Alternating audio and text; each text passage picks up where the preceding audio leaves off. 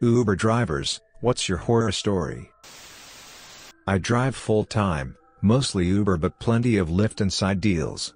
Generally the passengers are okay, I'm huge and have their credit card on file. The real horrors are the same shit anyone driving bar closing hours would see. I average 200 miles a night, typically from 7 p.m. to 4 a.m. I haven't seen anyone die yet but I see someone almost die at least once a night. Drunk drivers, no lights on the freeway, near misses, wasted college kids running into the street, police chases that don't make the news, fender benders galore.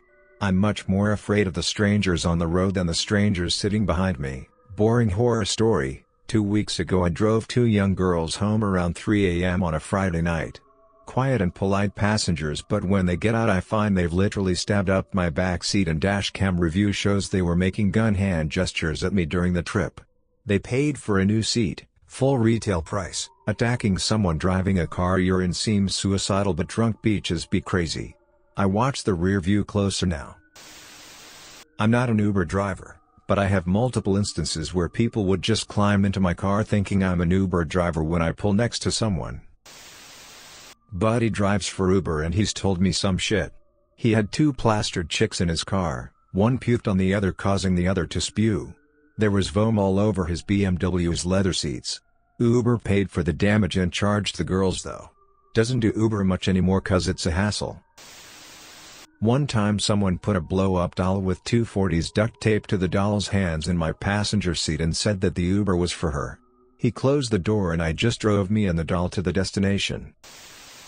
Former Uber driver here, decided to try my luck with Hollywood one night after the clubs closed. When I pull up to the pickup location a stream of people start poking their heads into my car to ask if this car was theirs. I finally find the girl and she opens my passenger door, tells me to wait because she needs to find the rest of her friends. I'm blocking traffic while she is calling for her friends loudly. She drags one girl into my backseat and returns to the still open front door and tells me more are coming. At this time the police pull up behind me and use their speaker to tell me to keep moving. I tell the girl to get in so I can go around the corner. She refuses and keeps yelling for her friends. The cops get out of their car and demand I move the car or face arrest/ticketing. I tell them the girl won't let go of the door or get in. They start yelling at her and me now to get in or let go of the door. She tells them no and that she needs her friends. Cop moves her and closes the door. I pull away with her drunk friend and no idea where to take her. I circle the block a few times and can't find her again. I spend a good while trying to wake this girl and get an address. She finally gives me a rough idea of where she lives. I drive her there and find the rest of her crew standing outside of her place. I don't bother asking what happened, I just dump her off to her friends and go home. Never doing that again. One time this drunk brown chick thought I was her Uber driver when I was not. She tries hitting me and then comes in my car and throws all my stuff out the car saying that she is the victim. Anyways, she got off free after apologizing on national television. My 2 favorites, one my own the other my buddy's. I come to my stop and after a long wait, just as I am about to leave the girl who asked for the Uber comes out of the bar. She flags me down and tells me 2 more are coming. Then I see her 2 friends, one is crying her eyes out and the other is consoling her. It turns out the girl crying was roofied and her friends found her before anything bad happened. The crazy part for me was that they dragged me in to try and help convince her that it wasn't her fault. I was totally fine to help, and I tried, but I was very unprepared to deal with this. I'm expecting people to throw up in my car, not coach them through an existential crisis. My friend told me once about a guy he picked up, as a regular cab, not Uber, and took him out to the middle of nowhere. The guy kept pretending like he was lost or confused and kept making him drive around. My friend eventually got him to fess up that he was messing with him and said he had no money. My friend leaves the guy in the middle of farmland outside the city. Flash forward 2 months and the same guy gets in his cab.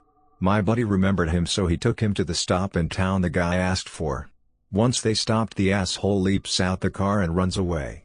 My buddy thought ahead though, he positioned the car so the guy sort of had to go to the right when he bolted. My friend takes a quick shortcut, running not driving, and cuts him off. He broke a clipboard over the guy's face and then got him to pay for the fare plus a $50 tip. My friend has been doing cabbing and Uber for 3 years now. He has a lot of stories. I am an Uber black driver. A few months back I picked up a man and woman in their 40s from a restaurant. They were clearly not having a good time, still arguing about something. Towards the end of the ride he punches her in the face as hard as he could. When we pull up at the destination he pulls out a knife and starts to threaten her and me. I tell him to take it outside and I drive away. I couldn't help but feel bad for that woman, so I drove to the county sheriff department and told them what happened. Luckily the Uber black cars have a camera inside that recorded the events. When the sheriff looked at the video he asked for the address and they arrested the guy. I also reported the incident to Uber. They called me and took a recorded statement by phone. So I tend to turn the app on when I leave my regular job because I usually pick up a few people just needing rides to slash from work and so on. One night I closed, so it was about 11 and I got a request. Passengers ended up wanting to be taken to a college town over the neighboring state line, which was only like a 15 to 20 minute drive. Cool.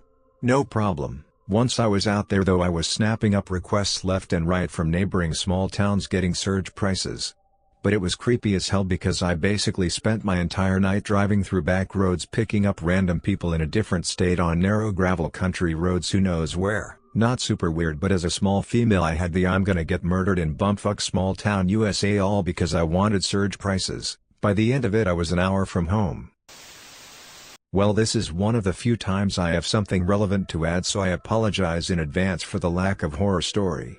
I had been driving for Uber for less than a week. It's Friday night / Saturday morning and I'd had a few fares, but it was getting close to 3 a.m. so I thought to myself I'll give it 10 more minutes and I'll call it a night. 9 minutes and 45 seconds later I have my phone in my hand to log off and a ride request comes through. Fuck it, I think to myself, and I accept the ride. I was picking the guy up at an apartment complex only a few miles away from my own. As I'm turning onto his street he calls me and very drunkenly slurs, "Hurry up, my girlfriend is in the hospital." I arrive at his complex and he wastes no time jumping in. The whole ride there he's saying, "Dude, I'm gonna give you such a great tip. Thanks for coming, man, you're a great driver." I continuously tell him, "Don't worry about tipping me, just make sure your girlfriend is okay." To cut this story a little bit shorter, I picked him up from said hospital and took him back to his complex. On the way back he insists that I stop at an ATM. He hops out and comes back slapping a wad of bills into my hand. Turned out to be $200, so I end up getting tipped $200 for what was a $14 fare, so that was pretty damn cool. Uber driver here. I have had one incident that scared me to the point where I almost kicked them out of my car. I accept a trip and head over to this house where 4 cholos, Hispanic thugs, hop in my car. These dudes are wasted and all have beer cans in their hands as well as some beer boxes. This was red flag number 1 for me. Now the guy in the passenger seat is a big fellow with a rude attitude, very demanding and impolite. The whole ride is him smacking my chest and following with a full "Why you look so nervous?" or "A fool, just hurry up already." And his cousin telling him to shut up and stop being a DCK, followed by the other 2 dudes just going full retard on Chicano rap. At this point dude in passenger and his cousin are getting violent because the cousin kept defending me from him being a complete douche most of the ride. Finally we get to the city they wanted to party in, but come to find out that the hotel room they booked was booked for the wrong day.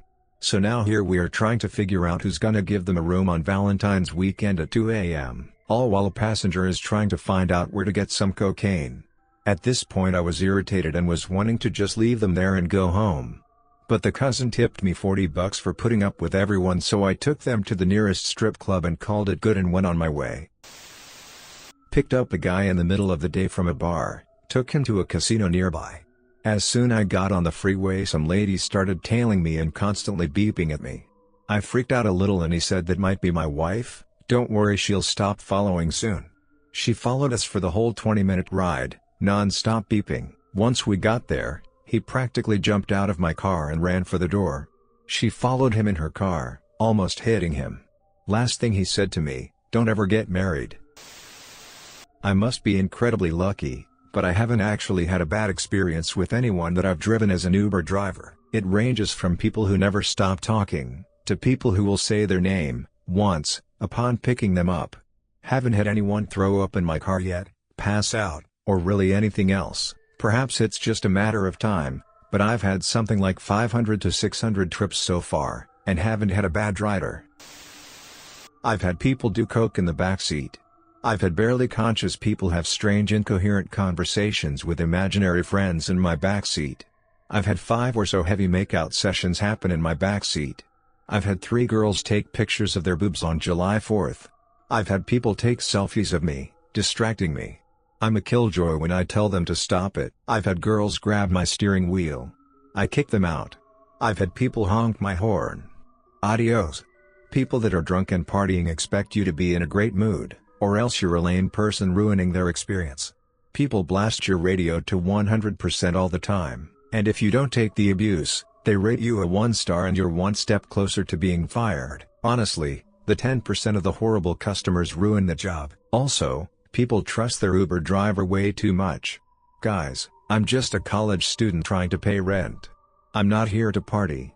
No, I can't afford to just get off and join you to the club. I'm working. Respect that. My friend is an Uber driver. He told me a horror story where 2 passengers he had decided to give roadhead in the back seat.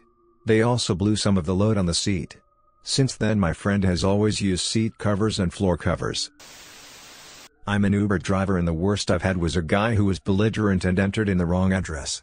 This was around 1 a.m., and he told me to just drive and I'll tell you when to turn. We do circles for a bit around a neighborhood, then he says to stop here, then says not my house, but I can walk from here. I hope he made it home. I had a group of guys this past weekend ask if I had concealed carry. So the guy in the passenger seat turns on his phone light and scans me trying to find it. They weren't drunk, just curious. But I laughed. Lately, it's not even really worth going out. They raise the percent they take from each ride, and I barely make $15/hour. When you factor in gas, oil changes, idling time between fares, it's really not worth it to go out unless it's 2x plus surge. Not an Uber driver, but on New Year's my bestest friends went to Resso in Seattle. My brother's best friend and my best friend's brother had never been to a rave and was in the Marine Corps, so he could only drink and due to getting a speeding ticket couldn't drink inside.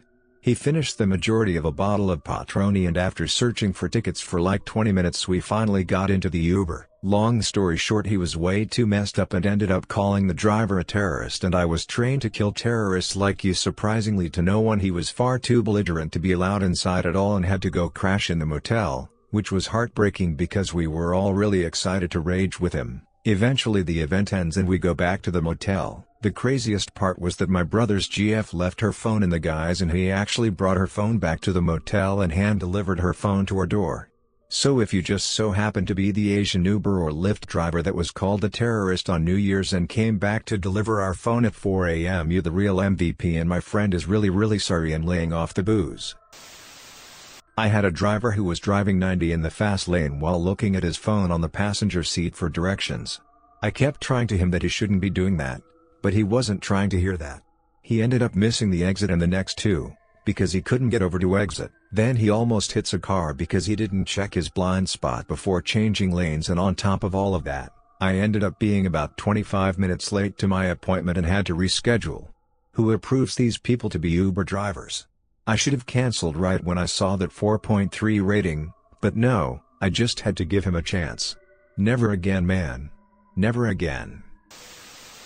My first and last night driving for Uber. My first night driving was this last New Year's in LA. I dropped off a passenger at a corner by a ton of bars in downtown.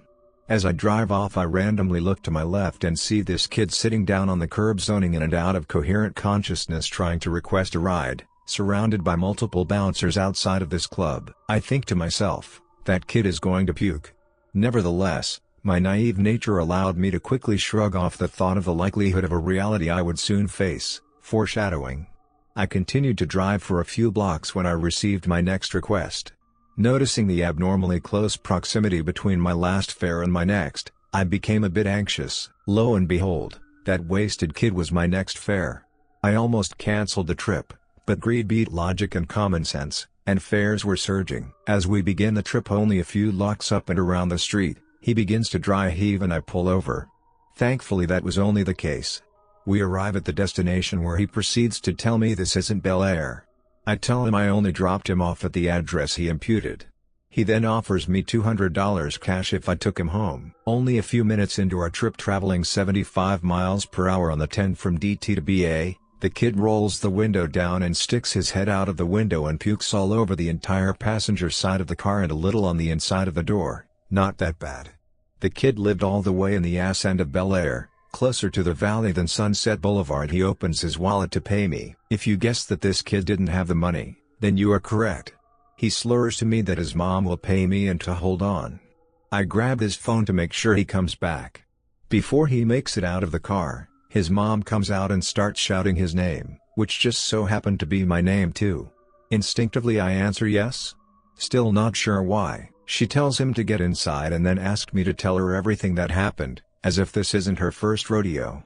I tell her what our deal was and that he got sick everywhere. She sighs, rolls her eyes, and nods her head as if this is nothing new. She goes inside and comes back out handing me $300 and apologizing profusely to me for her son's actions. I was quickly able to clean everything off thanks to a windshield brush at the gas station. I hit the road again, made a few more stops, then decided to accept one more thinking I would stay local. I get to this house in Beverly Hills and pick up this couple at 8.9 Surge. Until I started the trip, I had no idea their destination was in Santa Ana, about 50 miles away. Their bill was $639. All in all, I made $870 after Ubers cut from 8 p.m. to 4 a.m. Uber keeps lowering their fares and giving promos which aren't worth it even if only driving a few hours a week. That's how I popped my cherry. Finally, I just started about 2 weeks ago. Last week I picked up 3 guys, one of them dressed to the nines in BDSM gear. So yeah, gay BDSM 3-way definitely the top of the chart. Not an Uber driver. EMT. Went to a call for an unresponsive person, turned out to be a guy that fell asleep in the back of an Uber. He was very confused as to why he woke up at the police station. Uber driver here. My horror story was when one intoxicated passenger assaulted another intoxicated passenger in my vehicle. I told them to get out. They complied. I called the cops. The victim didn't press charges. First 2 weekends of being an Uber driver, I had 2 pukers. First one and also just my 5th ride ever. I picked up a way too drunk girl and made it within a half block of her place before she started spewing. The other was actually an older woman and her husband. She had too much red wine, rested her head back, got the spins and puked in her lap. First cleanup was pretty gross, second was actually very minimal, but it still sucked. I got compensation from Uber for both, but the second one took forever. I've also had 2 to 3 near pukes. I need a real job. I hope I'm not too late to the party. Female driver here. One Friday night I picked up a law student after last call in West Hollywood. He was pretty drunk and wanted to go to UCLA. No biggie. He gets a call from his wasted friend and has me stop the car so he can try to figure out if we have to turn around to grab his friend. Again, no biggie, I've got the clock running. Friend doesn't need a ride, we head off. He starts talking about how he is a good night and he really needed this after his bad week. He broke up with his bae on Wednesday and pissed on her apartment stoop when she wouldn't call him a cab, and then Thursday night he talked himself out of a DUI so he was riding with Lyft Friday to avoid getting pulled over again. This guy was classic UCLA law bro. I try to lightheartedly tell him that that's 2 of 3 karmic strikes and he should keep his head down for a while. He laughs and agrees. We finally get to his places and he starts going with, "Man, you're so pretty. You look nothing like my ex, maybe that's why you're so pretty." And I see him pucker his lips while grabbing my shit to move up towards the front. Biggie Smalls sized Big E. Get out of my car, I've got mace up here. Dude freezes and drunkenly rolls out of my car. I'd call that strike 3. If you made it to the end of the video, thanks for watching. Don't forget to like, subscribe and share and we will see you in the next video.